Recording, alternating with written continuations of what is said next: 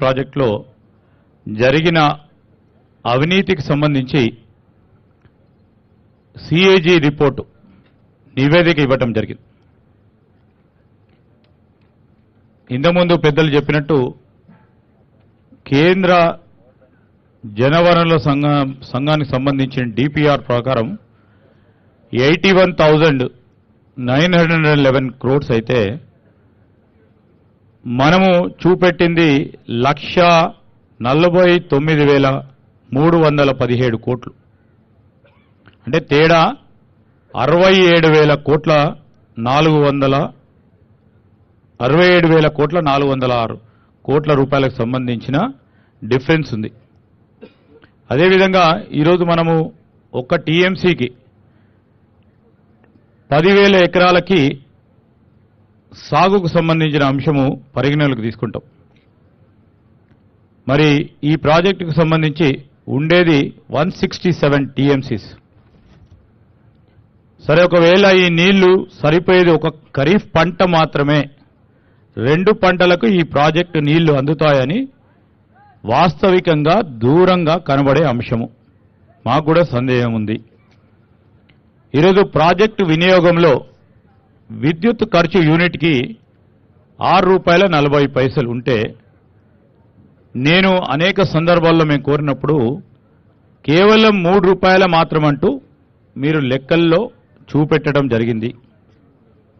అంటే ఈ ప్రాజెక్టు ఖర్చు చేస్తే ప్రతి రూపాయికి, ఖర్చు చేసే రూపాయికి మరి మీరు తీసుకున్న సంస్థల దగ్గర అప్పు దగ్గర ₹1.51 ఆదాయం వస్తుందని చూపించిండ్రు. కానీ రూపాయి ఖర్చు చేస్తే 75 పైసలే ఆదాయం వస్తున్నట్టు ప్రత్యక్షంగా కనబడతా ఉంది. ఇప్పుడు మీరు పెంచిన అంచనాల ప్రకారం లెక్కలు తీసుకుంటే రూపాయికి ఇంతకుముందన్న 75 పైసలు వస్తుండే, కానీ ఇప్పుడు రూపాయి ఖర్చు చేస్తే 52 పైసలు మాత్రమే ప్రయోజనం చెందే విధంగా ఉంది. మరి కాళేశ్వరం ప్రాజెక్టు ద్వారా ఎకరా భూమికి నీరందించడానికి అయ్యే ఖర్చు ₹46,000. అయితే ఎకరా సాగు ద్వారా వచ్చే ఆదాయం ఇందులో సగం మాత్రమే. మరి మనం అందరం కూడా చూస్తా ఉన్నాం, ఈ ప్రాజెక్టు సంబంధించి విద్యుత్తు రాష్ట్రంలో ఉత్పత్తి అయ్యే విద్యుత్తులో దీనికి విద్యుత్తు లిఫ్ట్ ద్వారా ఇచ్చేది 47%. ప్రాజెక్టు సంపూర్ణంగా వినియోగించుకోవాలంటే అవసరమయ్యే విద్యుత్తు 14,344 మెగావాట్లు. అంటే మొత్తం మీరు చూస్తే మొత్తం ప్రాజెక్టు అయిపోయే వరకు ఈ ప్రాజెక్టు రాష్ట్రంలో ఉత్పత్తి అయ్యే విద్యుత్తులో దాదాపు 90% ఈ లిఫ్ట్లను పరంగానే, అంటే గృహ వినియోగం పోతుంది, ఇండస్ట్రీ డిమాండ్ పక్కన పెడతారు. సో మొత్తం 90% ఈ విద్యుత్తు కేవలం లిఫ్ట్ వరకే ఉపయోగించుకునే విధంగా ఉంది. సో ఇవన్నీ అనుమానాలు మీరు నివృత్తి చేస్తారని ఆశిస్తా ఉన్నాను.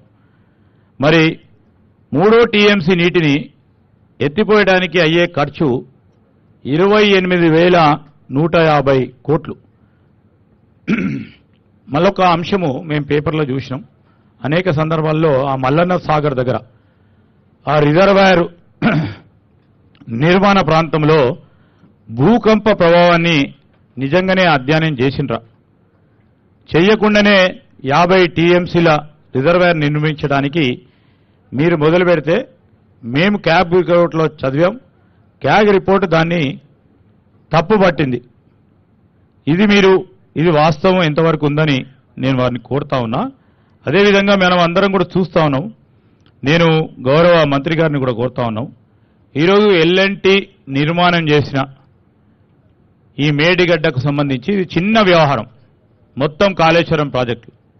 మిగతాకు సంబంధించి ఈరోజు బ్యారేజీలు గారి లేకుంటే మీరు ప్రచారం చేసే విధంగా బాహుబలి పంపులకు సంబంధించిన అంశం తేటా తెల్లంగా రాష్ట్ర ప్రజలకి ఆ పంపులకు సంబంధించిన క్వాలిటీ ఏంది, ఆ పంపులు ఎక్కడి నుంచి తీసుకొచ్చారు, ఆ పంపులకు సంబంధించిన అంచనా వ్యవహారం, ఈరోజు ఇక్కడ ఆ పంపు సెట్స్ దొరుకుతాయా, కాంపిటేటివ్ రేటుని ఇవ్వటం జరిగిందా, ఇవన్నీ కూడా ఇంతకుముందు మా శ్రీనివాసరెడ్డి గారు చెప్పినట్టు ప్రతి విషయం కూడా జనం చర్చించుకుంటున్న సందర్భంలో ఇవన్నిటిని కూడా పూర్తి స్థాయిలో అధ్యయనం చేసే విధంగా నేను మంత్రి గారిని కూడా కోరుతా ఉన్నా.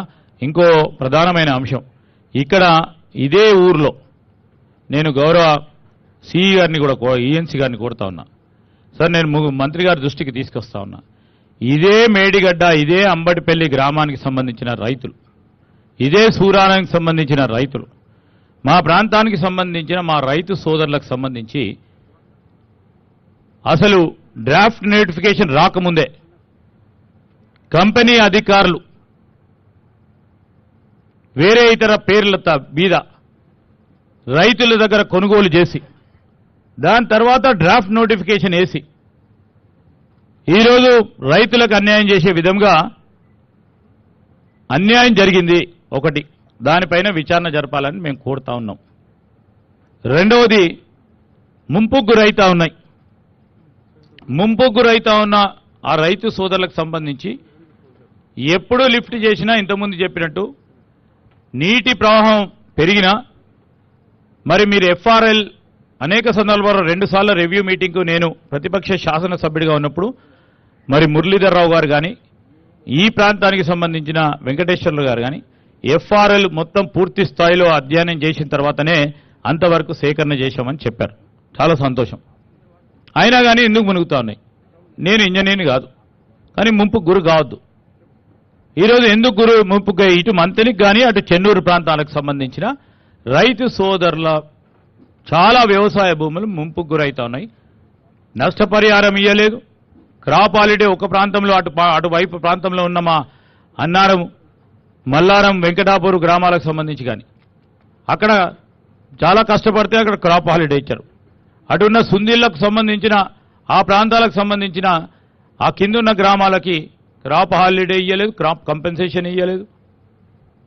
ఈ విధంగా పూర్తి స్థాయిలో మా ప్రాంతం నష్టపోయింది. ఇంతకుముందు మా సహచర మంత్రివర్గ సభ్యులు రెవెన్యూ మంత్రి గారు చెప్పినట్టు అన్ని టీఎంసీలు 9 టీఎంసీలు వ్యత్యాసం కనబడ్డది. సరే, మా ప్రాంతానికైతే 1 ఎకరానికి నీరు వేయలేదు. సో దానికి సంబంధించిన సంశయం కూడా మా ప్రాంత ప్రజల్లో ఉంది. వీటన్నిటిని కూడా నివృత్తి చేసే భాగంలో నేను గౌరవ మంత్రి గారిని కోరుతా ఉన్నా.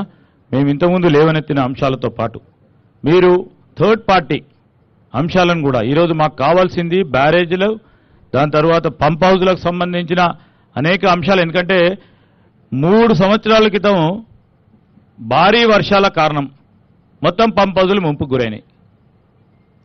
ఇవన్నీ దృష్టిలో పెట్టుకుని పంప్ హౌజులు ఎక్కడ కట్టాలో అక్కడ కట్టాల్సిన అవసరం ఉండే, కానీ పంప్ హౌజులు ముంపుకు గురైనాయి. సాంకేతిక లోపం ఉంది, ఖచ్చితంగా లోపం ఉంది. దానిపైన తప్పకుండా మీరు ఏ విధమైన నిర్ణయం తీసుకుంటారో అదే విధమైన నిర్ణయానికి సంబంధించి ముఖ్యమంత్రి గారితో కూడా మీరు సంప్రదించి ఈరోజు మనకు ప్రజలకు చెప్పాల్సిన అనేక అంశాలు ఉన్నాయి, తిరిగి తేట తెల్లంగా చెప్పే ఓ కార్యాచరణ తీసుకోవాలని నేను కోరుతా ఉన్నాను. థ్యాంక్ యూ శ్రీధర్ బాబు గారు. చాలా మంది విలేకరులు కింద నుంచి